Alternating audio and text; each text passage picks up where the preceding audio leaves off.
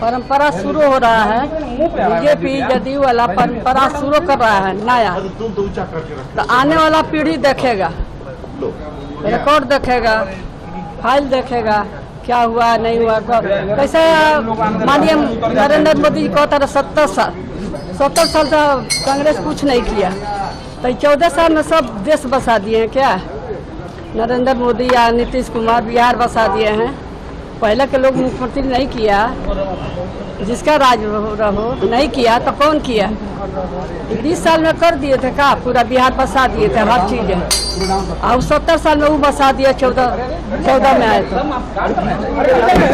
काला जिला लोग लगा के नफरत है हम लोग का। हम लोग विरोध करते हैं कि इस तरह के परंपरा नहीं शुरू करी। देखिए इतना शर्मनाक है कि आप इसको ऐसी स्कीम को अच्छा बता रहे हैं जहां पे 5 साल के ट्रेनिंग के बाद उनको रोजगार होगा कि नहीं होगा, आर्मी में भर्ती होगी या नहीं होगा, उनको फ्यूचर की क्लैरिटी नहीं है। उनको प्रोविडेंट फंड्स के बेनिफिट मिलेंगे कि नहीं, उनको इंश्योरेंस के बेनिफिट्स मिलेंगे कि नहीं, ये पता नहीं है।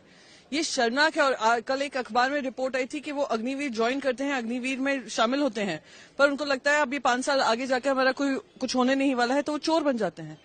तो आप क्या कर रहे हैं? जनता आपसे मांग करिए अपनी आर्मी को और सशक्त करना है, आर्मी को और मजबूत करना है, और आप अग्निवीर को डिफेंड कर रहे हैं। जो उसमें कमियां हैं, हम आपको बार बार कह रहे हैं, उस कमियों को दूर करें। और बहुत सारे मार्टर्ड सोल्जर्स की फैमिलीज ने कहा है। इतना शर्मनाक है कि देश के प्रधानमंत्री अभी भी जनता का मूड, जनता के मन की बात नहीं समझ में आ रही है उन्हें, वो अभी भी अपने मन की बात कर रहे हैं। यही देश का दुर्भाग्य है। और यहीं पे नहीं रुका है इनका, अब इन्होंने कॉर्पोरेट अग्निवीर प्रोग्राम शुरू किया है कि कॉर्पोरेट हाउसेस को कोटा देंगे कि इतने लोगों को आपको भर्ती करना पड़ेगा। और जो आप बार बार कह रहे हैं कि एम्प्लॉयमेंट जनरेशन है, ये कुछ नहीं है। अप्रेंटिसशिप प्रोग्राम में उनको 5,000 रुपए दिए जाएंगे। आप मुझे पूछिए, इंजीनियर होते हैं, पोस्ट ग्रेजुएट होते हैं, वो 5,000 की नौकरी करेंगे। यही तो कॉर्पोरेट पहले ये अग्निवीर शुरू किया जहां पे देश में आग लगाई, अब कॉर्पोरेट अग्निवीर प्रोग्राम शुरू कर रहे हैं जहां पे युवाओं में फिर से आक्रोशित करेंगे। आपको मालूम है कि फिराद हाकिम जो ममता सरकार के मंत्री है और मेयर भी है, आज वो फिराद हाकिम एक सभा में बोल रहे हैं कि हम लोग जो मुसलमान हैं, हम लोग बहुत सौभाग्यवान हैं, और जो लोग दूसरे धर्म में से जन्म लिए हैं वो दुर्भाग्यवान हैं। वो कैसे ये बोल सकते हैं? हमारा हिंदू धर्म में हम लोग को सिखाया जाता है कि अपना धर्म को सम्मान करो, बाकी धर्म को सम्मान करो। हमें गर्वित तो हिंदू है, स्वामी विवेकानंद का दिखाई हुआ पथ में हम लोग चलते हैं और हम लोग बहुत प्राउड हिंदू है। आज उनका साहस कैसे होता है ये बोलने के लिए? वो बोल रहे हैं कि एक भी दूसरा धर्म के लोगों को अगर इस्लाम में कन्वर्ट किया जाए तो आपको सीधा जन्नत मिल जाएगा। तो आप शुरू कीजिए, हम आपको एडवाइस देते हैं फिराद हाकिम, आप ममता बनर्जी से शुरू कीजिए ये धर्मांतकरण। आपको साहस कैसे होता है? ममता बनर्जी का हम बोलते हैं, इतना बोलने के बाद भी उनका कोई पनिशमेंट नहीं, उनको तो बर्खास्त करना चाहिए था। कुछ दिन पहले चोपड़ा का जो हमीदुर रहमान टीएमसी का विधायक, वो क्या बोला? वो बोला कि ऐसे मुस्लिम राष्ट्र में तो ऐसा ही होता है। आता कैसे ये बात? हमारा पश्चिम बंगाल क्या मुस्लिम राष्ट्र है कि आप शरीयत लॉ चलाएंगे इधर? उसका भी कोई पनिशमेंट नहीं हुआ। उसका पहले हम देखे हुमायूं कबीर, वो बोल रहे हैं कि आज ज्यादा ये करेगा तो हिंदू लोगों को कचू काटा करके काट के उसको भागीरथी नदी में बह देंगे। तो ऐसा साहस कैसे हो सकता है? और ये साहस हो रहा है ममता बनर्जी का, क्योंकि वो अपीजमेंट पॉलिटिक्स करते हैं।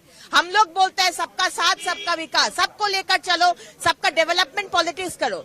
धर्म का राजनीति क्यों कर रहे हैं? धर्म का राजनीति बंद करिए, डेवलपमेंट का राजनीति करिए। आप बोलिए महाराष्ट्र ये कर रहे, हम उसको ज्यादा करेंगे, यूपी सरकार ये डेवलपमेंट कर रहे, हम उससे ज्यादा करेंगे। आप ये चैलेंज लीजिए।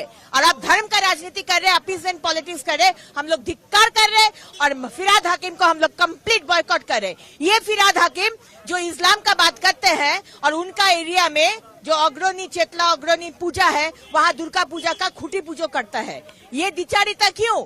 ये डबल स्टैंडर्डनेस क्यों? आप एक तरफ बोलते हैं आप मुसलमान है तो आपका बहुत सौभाग्य है, दूसरा धर्म हिंदू है बोल के हमारा दुर्भाग्य है, और आप दुर्गा पूजा कर रहे। तो ये द्विचारिता छोड़िए और हम लोग आपको बॉयकॉट कर रहे हैं। और उसमें उसका विरोध किया है, जिसमें सुप्रीम कोर्ट ने एक तरह से बैन लगा दिया था उस पूरे मामले पर 26 तारीख तक। तो इनको अभी भी अकल नहीं आई। अगर सुप्रीम कोर्ट ने इशारा कर दिया, अक्लमंद को इशारा काफी है। तो मुझे नहीं लगता ये कुछ सीखने, बस नींद से उठो बोलो आ बैल मुझे मार, अपने पांव पे कुल्हाड़ी मार रहे हैं। एक डेमोक्रेसी में ये सब नॉनसेंस नहीं चलते हैं। समझाने के तरीके में समझा दिए, अगर फिर भी नहीं समझे तो भुगतो, बात यही है। देखिए, आज कारगिल विजय दिवस की 25वीं वर्षगांठ है और पूरे देश और विशेष रूप में देश के युवा कारगिल युद्ध के समय में देश के सुरक्षा के लिए जो आर्मी के जवान शहीद हुए थे, उनको श्रद्धांजलि अर्पित करने का बड़ा कार्यक्रम देश के कोने कोने में हो रहा है। ऐसे संदर्भ में कांग्रेस पार्टी अग्निवीर स्कीम को लेकर राजनीति करना और गलत बयान देकर गलत फहमियां इसके ऊपर भ्रम फैलाने का काम करना, ये देश हित में नहीं है। और ये पहली बार नहीं है कि कांग्रेस पार्टी आर्मी के साथ पॉलिटिसाइजेशन किया है। पहले भी आर्मी में जाति के आधार पर और धर्म के आधार पर सेंसस का मांग कांग्रेस पार्टी ने किए थे। आर्मी में जो भर्ती होते हैं वो उनके लिए एक ही धर्म होता है, वो भारत की धर्म होता है। पर आर्मी में भी जाति के आधार पर, धर्म के आधार पर सेंसस की बात करना, ये देशद्रोह की बात है। इस प्रकार के बयान कांग्रेस पार्टी ने पहले भी दिए थे। वो बोफोर्स हो, टाटा ट्रक के स्कैम हो, या देश के सुरक्षा से संबंधित अन्य चीज हो, जहां देश को कमजोर करने की काम कांग्रेस पार्टी ने किए थे। फॉर एग्जाम्पल, आज हम बागडोगरा में हैं और यहां के सांसद राजू बिष्टा जी के साथ हम पशुपति बॉर्डर के पास जा रहे हैं। कांग्रेस सरकार के समय में अपने बॉर्डर के इंफ्रास्ट्रक्चर कैसा था, वहां के गांवों का इंफ्रास्ट्रक्चर कैसा था। आज देश में मोदी जी के नेतृत्व में पिछले 10 साल में हम आर्मी को भी मजबूत किए हैं, बॉर्डर इंफ्रास्ट्रक्चर को भी मजबूत किए हैं, देश के डिफेंस फोर्सेस को मॉडर्नाइज करने के लिए हम काम किए हैं और लगभग इस बजट में 13% देश के जीडीपी को हम डिफेंस एक्सपेंडिचर के लिए हम रखे हैं। एक और आपको मोदी जी जैसा नेतृत्व है जो अग्निवीर जैसे स्कीम को लाकर देश के आर्मी को और युवा करने के प्रयास हो रहा है। देश के आर्मी को बुलेट प्रूफ जैकेट से लेकर लड़ाकू विमान तक देकर और सशक्त बनाने की प्रयास हो रहे हैं। और दूसरी ओर आपको कांग्रेस पार्टी है जो देश की आर्मी को मानसिक रूप से और आर्थिक रूप से और एक मॉरल फाइबर की दृष्टि से हर प्रकार से देश की आर्मी को कमजोर करने का प्रयास कांग्रेस पार्टी के ओर से हो रहा है। I only want to request the Congress Party's leadership. Today is a Kargil Vijay Divas Day. At least on such an important and solemn day, resolve to place army and the country's security above party politics. Sir, मुद्दा scam आपके state में हो रहा है, उसके लिए BJP JDS ने आज जो गवर्नर के साथ भी मीट किया है, so what do you want to say regarding this? ये मूडा स्कैम में सीधा मुख्यमंत्री सिद्धरामैया जी का इन्वॉल्वमेंट है, उनके परिवार का इन्वॉल्वमेंट है। और जिस प्रकार से डॉक्यूमेंट ट्रेल आज तक पब्लिक में अवेलेबल है, जब आप इसको देखते हैं ये स्पष्ट होता है कि ये सीधा आकर इसका अकाउंटेबिलिटी मुख्यमंत्री जी के पास ही रखेगा। The Bharatiya Janata party is demanding the resignation of chief minister Siddaramaiah over this allegations, over this scam. His entire family and his entire cabinet, at least 3 to 4 important ministers of his cabinet are involved in this. The chief minister must resign, allow for the Lokayukta investigation to be conducted in an impartial manner, then truth will come out.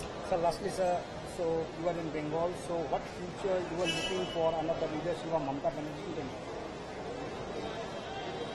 हम आज north Bengal में हैं, सिलीगुड़ी में हैं और कई दशकों से यहाँ की जनता की ये आशा है कि जिस प्रकार से डेवलपमेंट यहाँ होने वाला जरूरी था, जिस प्रकार का इंपॉर्टेंस नॉर्थ बंगाल को मिलने वाला जरूरी था, वो नहीं मिला है। एक प्रकार से स्टेप मदरली ट्रीटमेंट जो हम इंग्लिश में कहते हैं वो नॉर्थ बंगाल को हुआ है।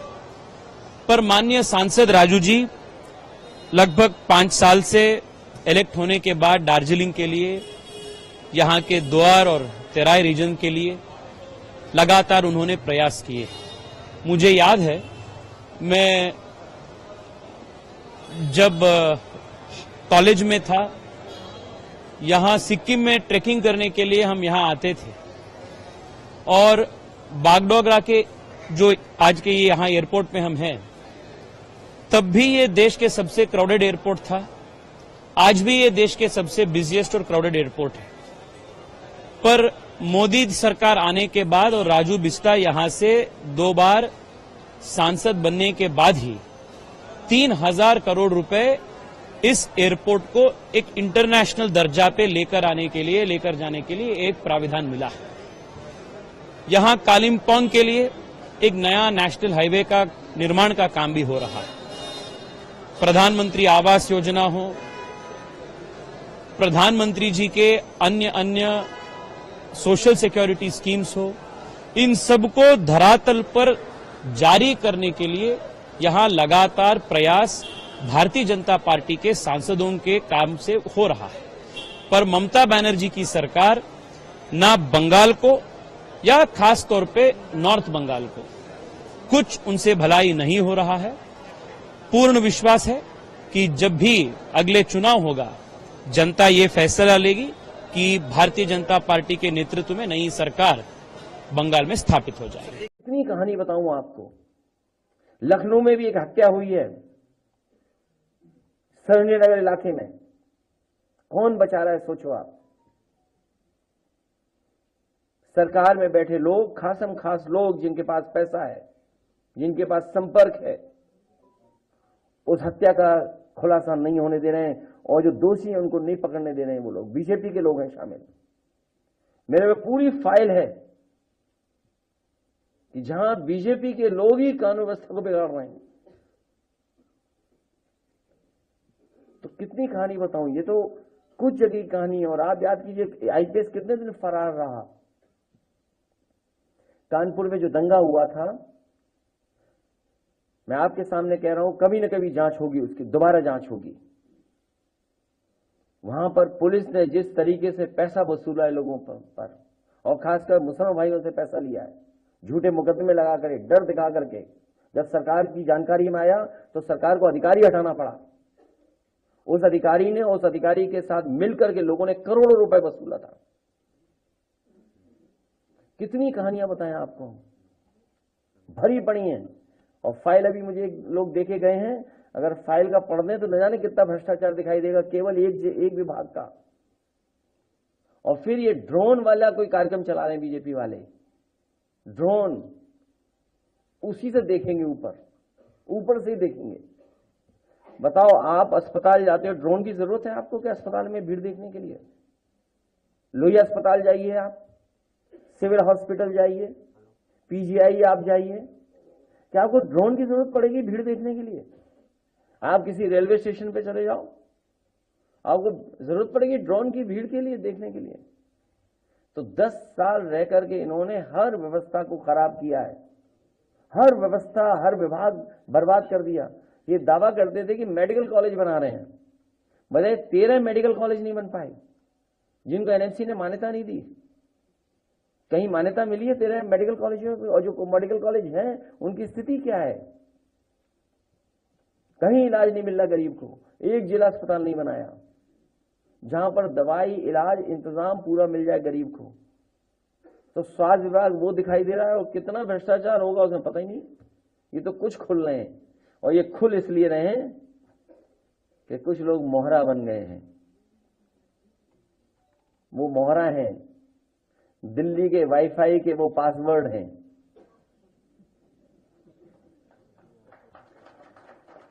ये नई तरह की टेक्नोलॉजी, तो टेक्नोलॉजी के हिसाब से बोलना पड़ रहा है। आप समझ गए हो कौन मोहरा है?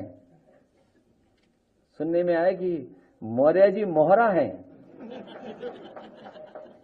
दिल्ली के वाईफाई के पासवर्ड हैं। अगर दिल्ली वाले किसी से मिलते हैं तो लखनऊ वाले भी मिल रहे हैं किसी से। तो बताओ सरकार चलेगी ऐसे? क्या सरकार चलेगी बताओ? और जिन्होंने बिगाड़ा है सब कुछ, क्या वो लोग ठीक करेंगे? और सबसे गंभीर सवाल मैं आपके सामने रखता हूं। मुझे याद है कि इस प्रदेश के गवर्नर थे, हमें चिट्ठी लिखते थे और अखबार में सरकार को, समाजवादियों को बदनाम करने के लिए जातिवादी का आरोप लगाते थे। बताओ कोई है कहीं कोई जो गिनती करे कौन कहां बैठा है? बताओ मुख्यमंत्री जी कौन है, मुख्य सचिव कौन है, प्रमुख सचिव कौन है गृह, और विभाग में कौन कौन कहां बैठा है? सोचिए आप भी तो थे, कभी कभी उठाते थे सवाल जातिवाद का। तो आप विचार करिए, गंभीर सवाल है। तो यूपी ऐसे नहीं चलेगा। यूपी की जनता को इन्होंने धोखा दिया है। यूपी की जनता का इन्होंने सब कुछ बर्बाद कर दिया। बजट की बात तो लोकसभा में होगी कि यूपी को क्या मिला। हालांकि प्रेस के सामने मैंने कहा कि अगर पूर्वांचल एक्सप्रेसवे में केवल 25 किलोमीटर ये सरकार बना देती तो दिल्ली से भागलपुर तक आप एक्सप्रेसवे पे चले जाते।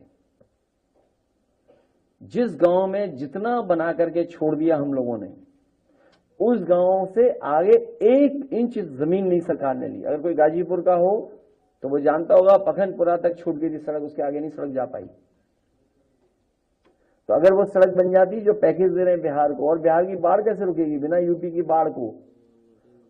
30-40 जिला तो हमारे बाढ़ में प्रभावित हैं, नेपाल से बातचीत किए बिना और यूपी की बाढ़ को रोके बिना बिहार की बाढ़ कैसे रुक जाएगी? यूपी की बाढ़ नहीं रुकेगी। तो इसलिए आप खेल देखिए दिल्ली के वाईफाई के पासवर्ड का। हमारी असम की जो ऐतिहासिक एक क्षेत्र है, सरायदेव मैदान, हमारे 600 साल अहोम शासन काल में जो हम लोगों ने इतिहास रचना की है, आज इसी भूमि को यूनेस्को की एक कल्चरल प्रॉपर्टी के हिसाब से रिकॉग्निशन दी है। ये बहुत बड़ा स्वीकृति है, बहुत बड़ा हमारे लिए मान्यता है। तो मैं इसके लिए विशेष रूप से माननीय प्रधानमंत्री नरेंद्र मोदी जी को धन्यवाद देना चाहता हूं, असम की जनता की तरफ से, नॉर्थ ईस्ट की जनता की तरफ से। ये बात फिर से साबित हुई कि हमारे परम आदरणीय प्रधानमंत्री नरेंद्र मोदी जी हमेशा असम और नॉर्थ ईस्ट के लिए निष्ठापूर्वक सेवा करते आए हैं, और उन्होंने जो ध्यान हमें दी है, इसके वजह से हमें आज विश्व भर में अपना पहचान बनाने में हमें मौका मिली है। आज ये जो सरायदेव जो मैदान आज जो यूनेस्को ने रिकॉग्नाइज किया है वर्ल्ड हेरिटेज साइट के हिसाब से, एक कल्चरल सेंटर के हिसाब से, मुझे लगता है कि इसके जरिए असम की जनता को विश्व भर में एक बड़े सम्मान, बड़े आदर आज हासिल हुई है। तो इसके लिए मैं मानता हूं कि हमारे असम की जनता भी निश्चित रूप से धन्यवाद के पात्र है। अहोम जो कम्युनिटी है, मैं उनको भी धन्यवाद देना चाहता हूं, और अहोम कम्युनिटी की जो भी बड़े हमारे हिस्टोरियन है, इंटेलेक्चुअल है, राइटर है, रिसर्चर है, मैं सबको धन्यवाद देना चाहता हूं, क्योंकि आज सब लोगों की मेहनत की वजह से परम आदरणीय प्रधानमंत्री जी के नेतृत्व में आज ये रिकॉग्निशन हमें मिली है। और इसके लिए मैं साथ साथ में असम सरकार को भी धन्यवाद देता हूं। चंद्रशेखर जी, कानून व्यवस्था की आप बात कर रहे हैं। उत्तर प्रदेश सरकार ने एक फैसला किया था और उसे भी व्यवस्था का हवाला दिया था, जिसको लेकर के सुप्रीम कोर्ट ने रोक लगाई थी। कांवड़ यात्रा का मैं जिक्र कर रहा हूं। आज पिटीशन दायर करते हुए उत्तर प्रदेश सरकार अपने फैसले का बचाव कर रही है। वो कह रही है कि ये ट्रांसपेरेंसी बरकरार रहे, इसके लिए ये किया जो भर्ती आ रही है उसमें भी ट्रांसपेरेंसी रख लो। 69 शिक्षक भर्ती में 20,000 पदों का घोटाला किया है, 6,800 नियुक्तियां आपने जारी की थी, उसका भी उसमें भी ट्रांसपेरेंसी रख लो। कहाँ का ट्रांसपेरेंसी रखोगे? ट्रांसपेरेंसी सिर्फ जो है दलितों, पिछड़ों, मुसलमानों में बांटने में नजर आती है, उसके अलावा नजर आती है। मैं फिर आपसे कह रहा हूँ, अगर सुप्रीम कोर्ट नहीं होता तो शायद उत्तर प्रदेश सरकार कभी ये मान पाती कि उन्होंने जो फैसला किया था, उन्होंने जो ऑर्डर पास किया था वो गलत था। ये मैं कह रहा हूँ, इसको ये निहायत सड़े हुए गुंडई के फैसले, इनका जो है इंतजाम उत्तर प्रदेश की जनता करने जा रही है। और आप देखना उपचुनाव में भी सूर समेत सबक जो है भारतीय जनता पार्टी को जनता सिखाएगी। एक मिनट, धक्का नहीं यार। Big day for India and United States both today, because this signing of repatriation agreement has been done right after that both the countries have successfully encrypted their respective treasures of nature and heritage in the list of World Heritage which by UNESCO. It is a big day for India indeed, because this is going to pave a path for smoother repatriation of the cultural properties which have gone illegally to the other countries, and specifically to the United States, to our country. And further it is going to pave path for this type of similar agreements and arrangements with the other countries also. Sir, also Moidam has been included in the UNESCO World Heritage list. What would you like to say? It's a big day for India, because it's not only the Moidam which we have successfully inscribed as in the World Heritage list. It is going to give a big boost to the tourism in the northeastern states, and more specifically in Assam. It is a big day for the Assamese. It is a big day for the Indians. It is a big day for all of us, because under the able leadership of Honorable Prime Minister Modi ji, we have successfully inscribed 13th property in a row in last 10 years. So it is a big thing. India, which stands 6th in the list of the countries that are top, which are having the most number of inscribed sites, we have acquired a province so that we can inscribe more and more sites in this list. Sir, India is also in talks with other countries, and it is also boosting. We are working on that. Thank you, sir. देखिए, कर्नाटक में कांग्रेस की सरकार आने के बाद अव्यवस्था और भ्रष्टाचार का इस कदर बोलबाला हो गया है, वो पूरे देश को दिखाई पड़ रहा है। इससे पूर्व अनुसूचित जाति के लिए निर्धारित फंड में से भारी संख्या में उसे कांग्रेस ने अपने राजनीतिक हितों की पूर्ति के लिए उस तथाकथित गारंटी में डाइवर्ट कर दिया। आज एक अत्यंत गंभीर विषय जो राज्यसभा में वहां राज्यसभा सदस्य राणा क्राडी जी ने उठाया, 267 के नोटिसेज चेयरमैन साहब ने नहीं माने थे, परंतु यह विषय जिस समय शून्यकाल में उठा तो विषय यह था कि अनुसूचित जनजाति के लिए, शेड्यूल्ड ट्राइब्स के लिए, महर्षि Valmiki scheduled tribes development cooperation में 187 करोड़ रुपए गलत तरीके से निकालने का, जिसमें से 89 करोड़ रुपए निकाले जा चुके हैं। और उल्लेखनीय बात यह है कि समाज के सबसे वंचित वर्ग के विकास के लिए गए पैसों को भ्रष्टाचार के द्वारा राजनीतिक और व्यक्तिगत हितों में उड़ाने का बहुत गंभीर, संवेदनशील और वेदना देने वाला विषय है। उससे ज्यादा कष्टकारक यह है कि कांग्रेस के सदस्यों ने इस पर इतना ज्यादा वितंडावाद किया, इतना व्यवधान उत्पन्न किया कि 0 आवर में जो 3 मिनट का समय मिलता है सदस्य को बोलने में, उनको 3 मिनट बोलने के लिए 35 से 40 मिनट तक इंतजार करना पड़ा, क्योंकि हर वाक्य के ऊपर वो निरंतर व्यवधान कर रहे थे। तो हम ये डिमांड करते हैं कि कर्नाटक की कांग्रेस सरकार ने अनुसूचित जनजाति के इस फंड में और अनुसूचित जाति के फंड में जिस प्रकार का भ्रष्टाचार किया है, इसकी उच्च स्तर से जांच हो। और चूंकि इसमें संलिप्तता मंत्री की है, वो इस्तीफा भी दे चुके हैं, इसमें मुख्यमंत्री को भी इसकी नैतिक जिम्मेदारी लेनी। गुजरात में, पूरा गुजरात और खास करके सौराष्ट्र और दक्षिण गुजरात बाढ़ प्रभावित विस्तार हुए हैं। बहुत सारी बारिश एक साथ कम कलाकों में हुई, इसकी वजह से बहुत सारी जगह में, उसमें से एक बोरसद भी है जो मध्य गुजरात में पड़ता है, और मध्य गुजरात में पहली बार ऐसा हुआ है कि एक साथ ये बोरसद में 3 घंटे के अंदर 13 इंच जितना बारिश एक साथ हो गई है। उसकी वजह से जो लो लाइंग एरिया था वहां पर पानी भर गया था। करीबन 200 घर के आसपास जो लो लाइंग एरिया में मकान थे उसमें पानी घुस गया है। बाकी टोटल बोरसद के अंदर कहीं पर भी कोई भी प्रकार की कोई मुश्किल का सामना नहीं करना पड़ा है। लेकिन अब बारिश के बाद सब पानी भी उतर गया है, अभी कोई घर में पानी भी नहीं है।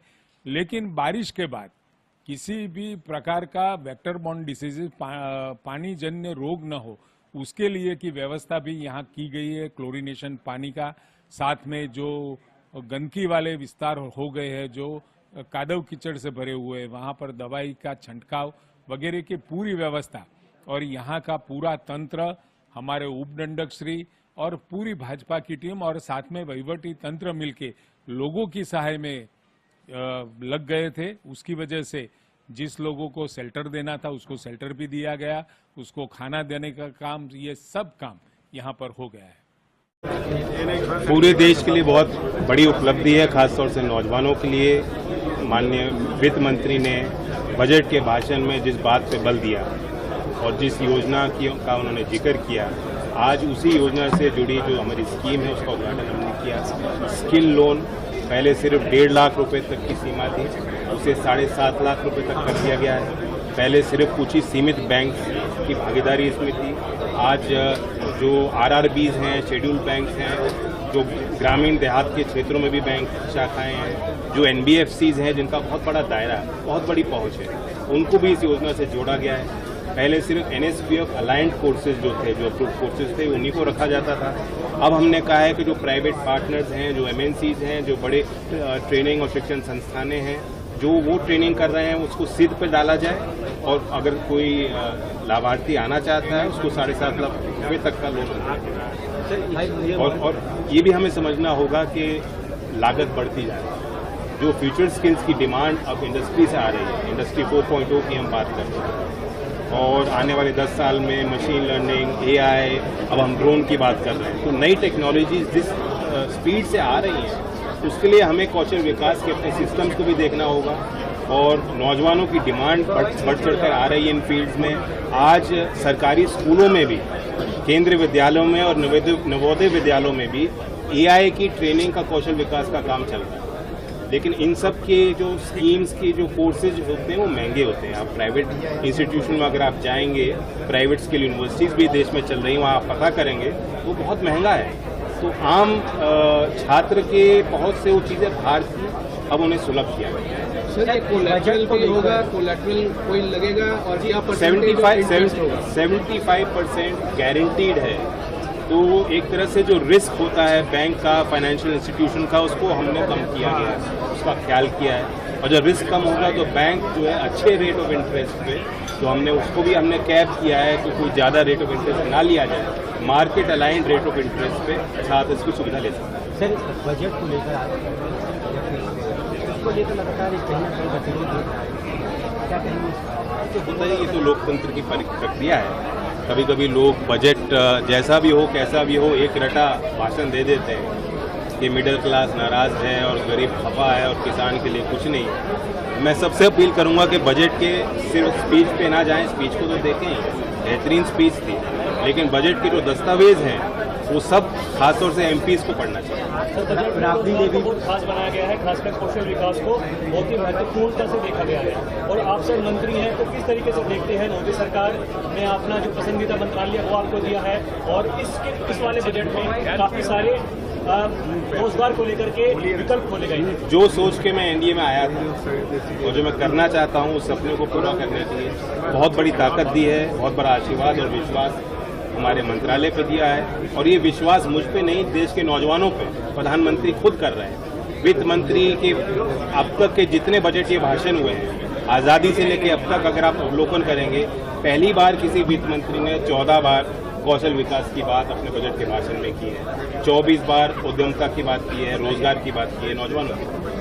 तो ये एक संकेत है। Thank you. सर एक आखिरी सवाल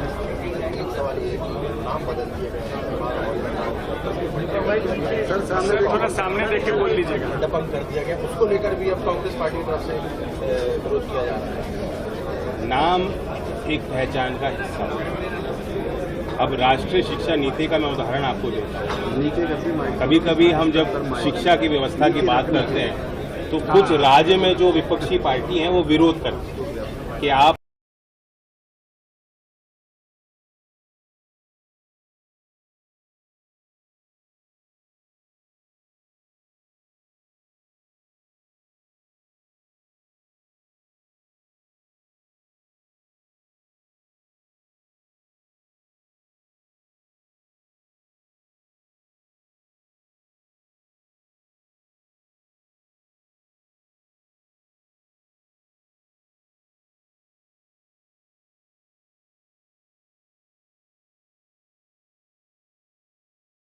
of the 25th anniversary of the Kargil Vijay Divas, Bharatiya Janata Yuva Morcha under the leadership of our national president JP Nadda ji has organized Kargil Vijay Deep Mashal Yatra all across the country.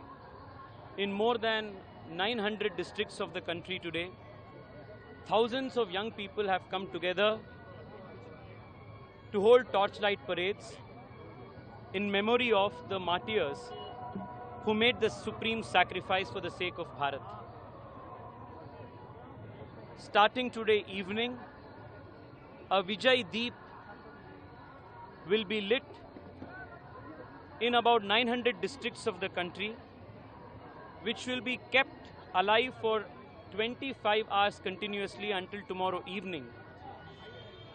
And in all of these districts, we will be inviting young people in colleges, in schools, to come in big numbers and offer their pranams, offer their salutations to the martyrs of the Kargil war. Under the leadership of Prime Minister Narendra Modi, no stone is being left unturned to make India and the Indian Army a strong fighting force. More than 13% of the country's GDP is today allotted as the country's defense budget. Gone are the days of the UPA where the Indian Army was neglected. Our border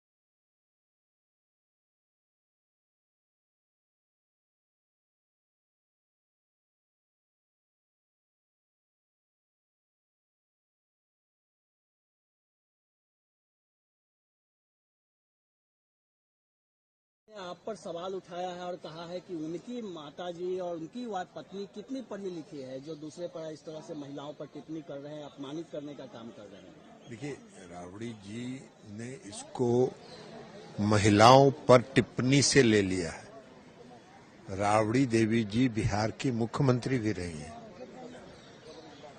तो हमारी माता जी और हमारी पत्नी तो बिहार की मुख्यमंत्री नहीं रही हैं और न उन्होंने कोई बजट पर प्रतिक्रिया दी है। तो हमने तो यही कहा ना कि बजट पर प्रतिक्रिया, उनको बजट क्या समझ में आएगा। तो या तो हमने गलत कहा है उनके हस्ताक्षर के बारे में, या जो भी कहा है वो हमने बिहार के मुख्यमंत्री, पूर्व मुख्यमंत्री के बारे में कहा है। तो उनको कहना चाहिए कि या तो हमने जो कहा है वो गलत है। इसमें महिलाओं का अपमान कहाँ, कोई अपमानजनक शब्द का इस्तेमाल तो हमने नहीं किया। हमने कहा कि उनके हस्ताक्षर इतने लंबे होते हैं तो उनको बजट क्या समझ में आया। बजट तकनीकी चीज है, तो अगर तकनीकी चीज उनको समझ में नहीं आया तो इसमें हमने महिलाओं का क्या अपमान किया भाई। महिलाओं का तो हम लोग सम्मान करते हैं। महिला के सशक्तिकरण के लिए